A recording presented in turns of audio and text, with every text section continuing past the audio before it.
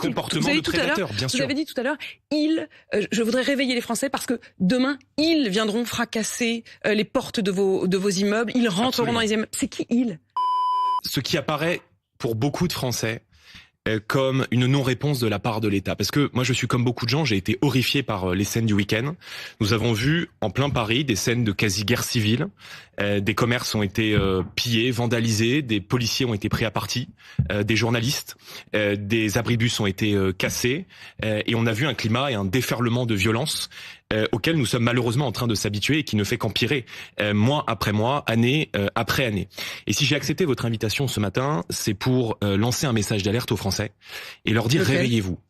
Réveillez-vous parce que la France est en train de devenir un pays où la vie et la fête sont devenues aujourd'hui totalement impossibles. Il n'y a plus une seule manifestation liée au football, une seule manifestation sportive. Il n'y a plus de fêtes populaires, de fêtes de village dans notre ruralité, sans que cela dégénère systématiquement et que l'on voit se reproduire des comportements qui sont des comportements de prédateurs et qui sont systématiquement déployés selon le même mode opératoire. On arrive systématiquement, on commence par défier les policiers que l'on considère être une bande rivale. On s'en prend aux forces de sécurité, aux policiers, aux gendarmes, aux pompiers. On détruit tout sur son passage.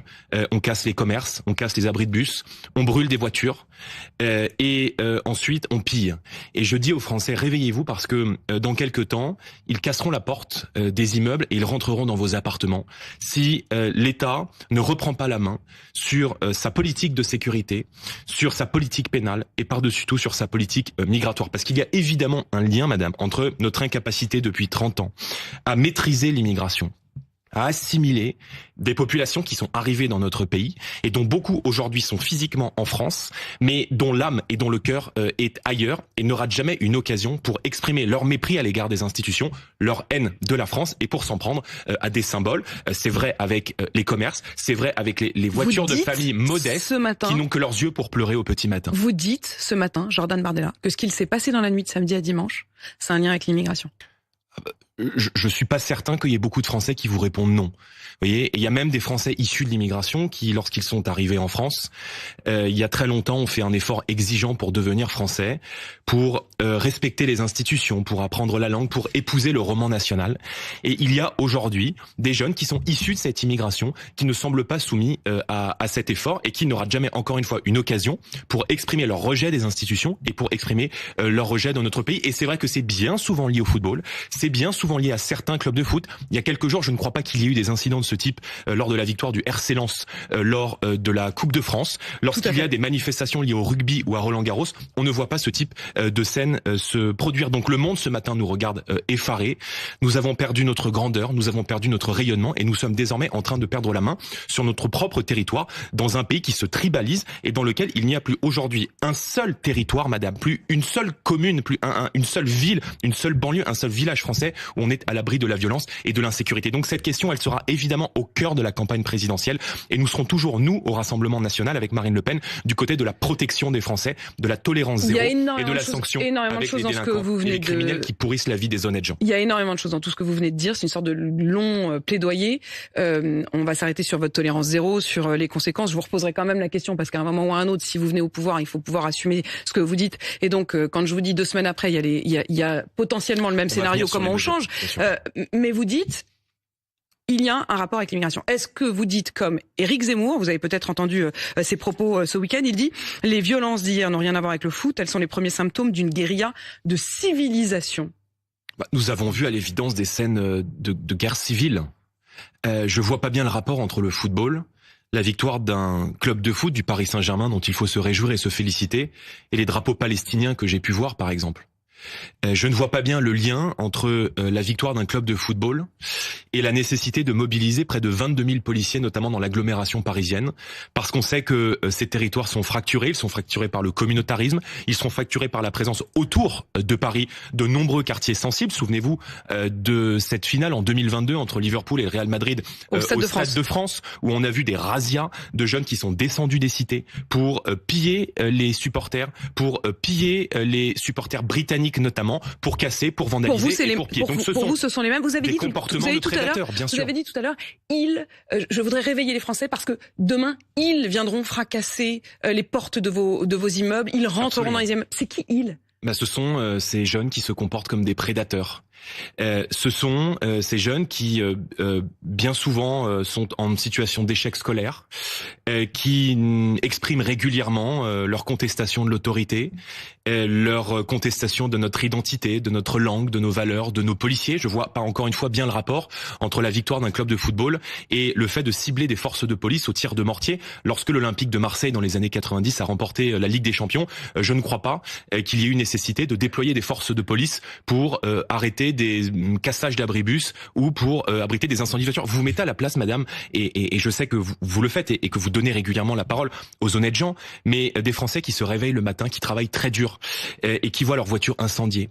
Des gens qui se lèvent très tôt le matin, qui vont bosser et qui en ont ras-le-bol de payer pour les autres, de payer pour ceux qui ne font rien et pour ceux qui cassent tout. Donc, si demain nous sommes à la tête du pays, nous sifflerons la fin de la récréation. Il faut d'abord mettre en place systématiquement le principe du casseur-payeur. Et deuxièmement, nous sommes favorables à la suppression des allocations familiales aux parents de mineurs récidivistes, parce qu'il y en a assez que les gens qui travaillent, que les gens qui bossent et qui se lèvent le matin soient contraints de payer pour ceux qui cassent tout. C'est insupportable. Et casseur-payeur, allocation. Comme beaucoup de Français, insupportable de voir la 7e puissance économique mondiale être tenue en échec par des hordes de prédateurs. Jordan Bardella, vous avez vu les mots de Geert Wilders, le néerlandais, les mots d'Alice Wider, qui est à la tête de l'AfD en Allemagne. Geert Wilders, il dit, avec des images de ce qu'il s'est passé samedi soir, arrêtez-les et déportez-les tous. Alice Wider, elle dit remigration. Est-ce que vous vous sentez proche de cette analyse-là ?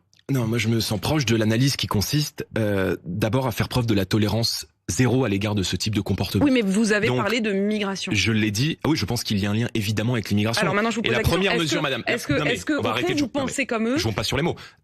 Le premier moyen pour établir la sécurité en France, c'est d'arrêter l'immigration. Voyez. Mais vous n'allez pas renvoyer chez eux des gens qui sont là depuis 2 générations, une génération ? Alors, non, mais en revanche, nous allons expulser systématiquement les délinquants et criminels étrangers.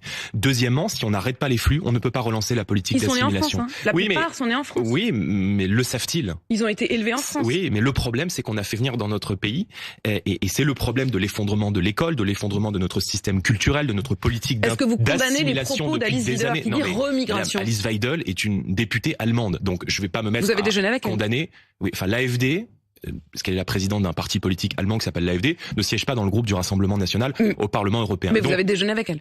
Oui, j'ai déjeuné avec elle il y a peut-être 3 ans. Oui, c'est ça. 2 ans, me semble-t-il. Oui.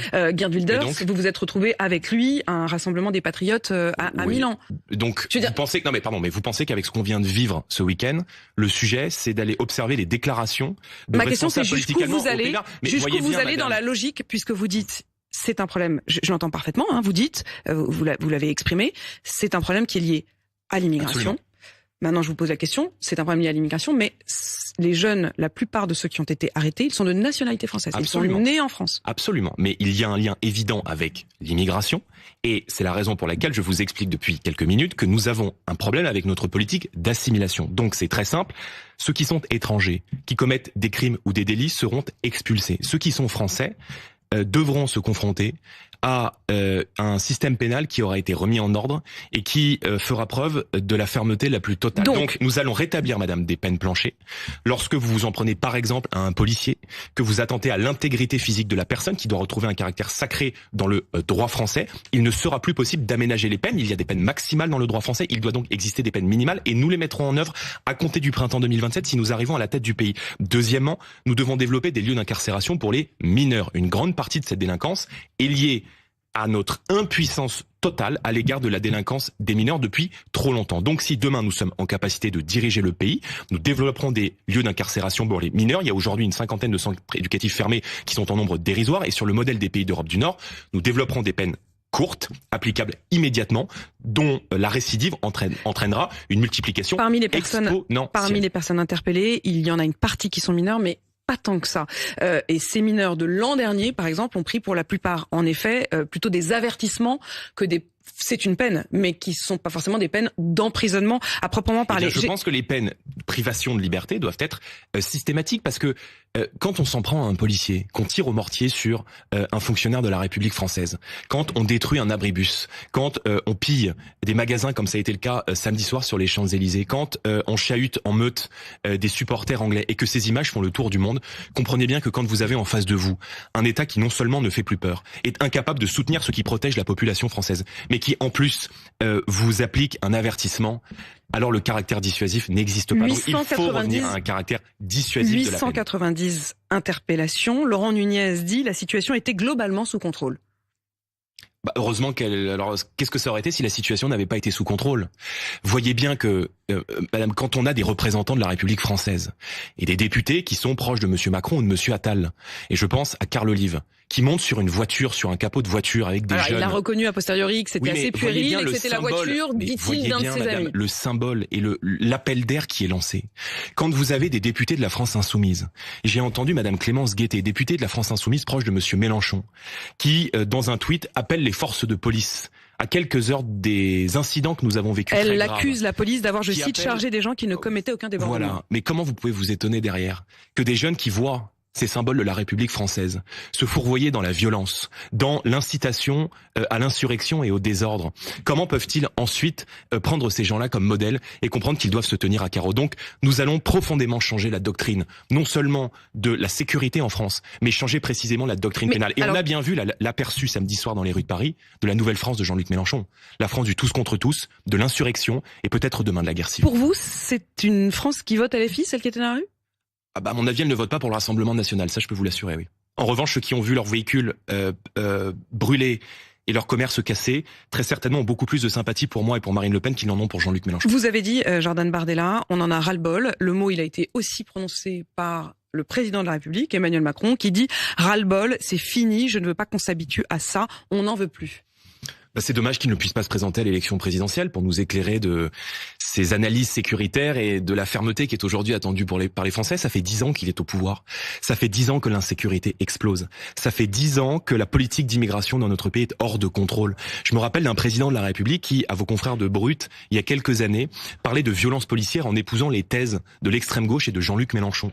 Je me souviens d'un ministre de l'Intérieur, monsieur Castaner, qui indiquait qu'il fallait poser un genou à terre devant tout ce que notre pays comptait de mouvances anti-flics et de mouvances d'ultra-gauche. Donc, vous voyez bien que c'est un changement de mentalité. Donc, si demain nous sommes à la tête du pays, non seulement nous mettrons en place une politique sécuritaire et une politique pénale qui protégera les Français, qui mettra hors d'état de nuire les prédateurs, les mineurs, les majeurs, mais d'abord et avant tout les récidivistes, et surtout nous reprendrons la main sur l'école, parce qu'on voit bien aujourd'hui que l'école n'est plus capable de fabriquer des citoyens éclairés, capables d'aimer le pays, de partager le roman national.